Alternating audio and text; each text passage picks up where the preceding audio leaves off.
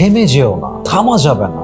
লাইফে bad Times আসবে, good Times আসবে, লাইফে কেউ আসবে কেউ যাবে। It's a process of life, ऐसा होना है अपनी जिंदगी में, এটা হবেই। একবার ভাবেন তো 2 বছর আগে আমাদের মনে হতো যে এই মানুষটা ছাড়া আমরা বাঁচতেই পারবো না। আজ 2 বছর পরে তারা আমাদের লাইফে নেই, but still we are living without them. আজও আমরা বেঁচে আছি, হাম জিন্দা হে আর হাম মর নেই গে। ব্যাপারটা হলো যে জীবনে এগুলো হচ্ছে একটা প্রসেস লাইফের। কেউ আসে কেউ যায়, খারাপ সময় আসে ভালো সময় আসে। আপনাকে মাথায় রাখতে হবে যেই মুহূর্তে আপনি কাউকে নিয়ে আপনার টাইমটা ওয়েস্ট করছেন, যে মুহূর্তে আপনি আপনার মূল্যবান সময়টাকে শেষ করে ফেলছেন, এই সময়টা কখনো ফিরে আসবে না। একবার ভাবেন তো আপনি 1 বছর আগে যেই বিষয়টা নিয়ে মাসের পরে মাস সময় নষ্ট করেছেন, is it really possible to bring that time back in your life again? The answer is definitely no.